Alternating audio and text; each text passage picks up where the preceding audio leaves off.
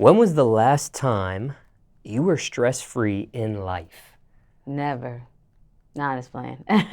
The last time I was stress-free in life. Yeah, this could be today, Yeah, I yesterday, mean, no, last to be week, real, even farther than that. when I wake up every morning, I'm stress-free.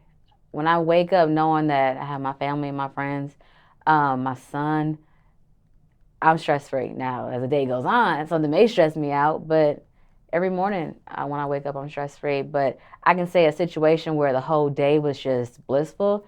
I went to Myrtle Beach Safari, and it's an organization that helps protect animals in the wild. And I'm a big animal like activist.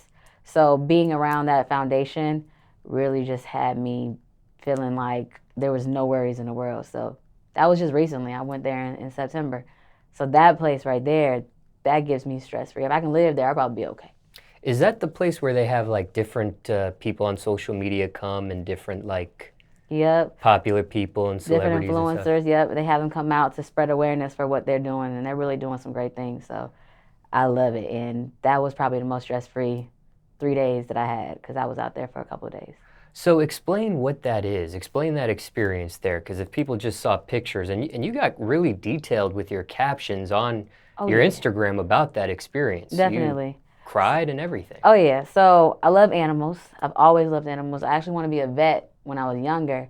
But then I found out you got to euthanize so many animals, and I was like, I can't do that.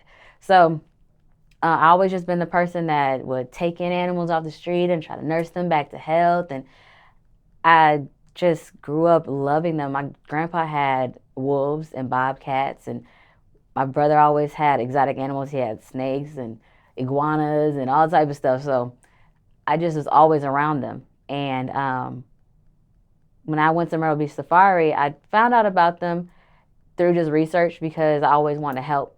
And when I first found out about them, I was trying to do research to see, like, are they legit? Like, are they just a place that people come and pet the animals and, then they cage the animals up? Because there's a lot of places that do that. They drug the animals, they abuse the animals, but this place is total opposite. Doc Ansel, he's the founder of the actual Myrtle Beach Safari. He's been in the business for like 40 years. He's the one behind like all the Dr. Dolittle, Ace Ventura, Ashanti's music video when she had the elephant in there. That's Bubbles, their elephant that they actually saved from Africa, and they've been taking care of her since she's been a baby, and she's like 30 now. They are really hands-on. They don't force the animals to do nothing. The animals actually enjoy encounters with other people. They're trained very well, and the people that work there live there. So they have like 500 acres of land, and all the animals have their own habitat. They're not in cages. The animals that, like the chimpanzees and some of the lions, some of the tigers, they do get to stay inside the houses. The elephant actually lived in the house her whole life until she got too big, and then now she's outside. But they even have a facility, a home for her to come into that she can fit into. So it's like seeing that it's not an exhibit, it's actually a home and a lifestyle.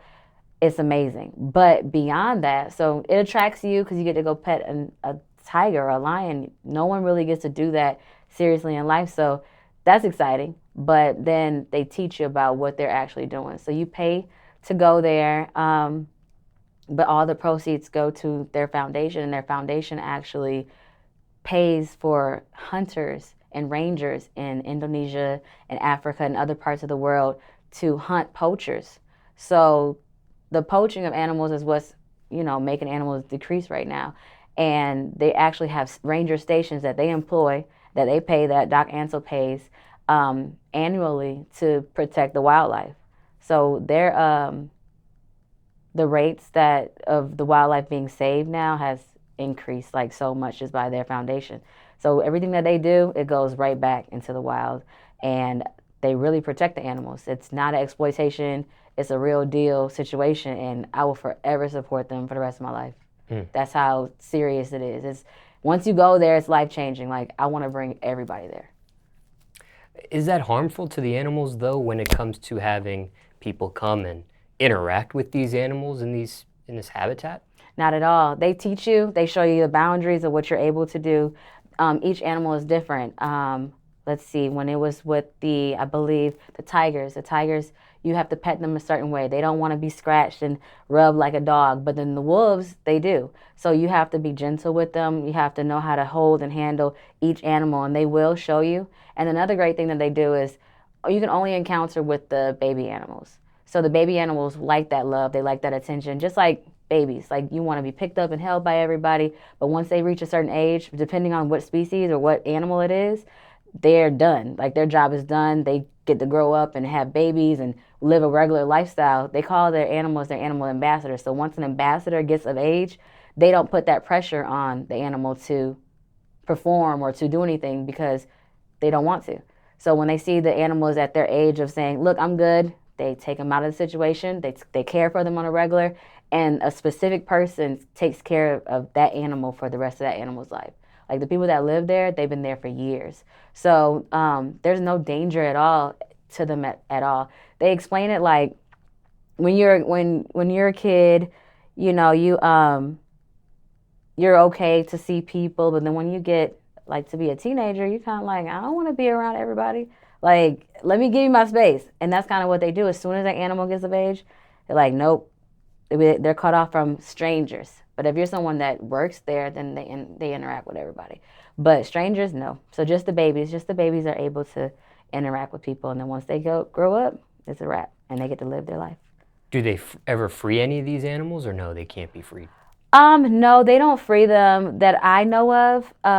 They do more rescuing and breeding so that the numbers stay up, because the numbers are so down on tigers and lions. Giraffes are becoming extinct as well. Like it's so many animals right now that the numbers are going down so fast. So what they're doing is actually trying to keep the numbers up, and putting them back in the wild isn't smart. I mean, I bet he wish he could get some part of the wild that he can own himself. Doc Antle can own himself and then put him there, but it's not smart to do that. So you can't do that.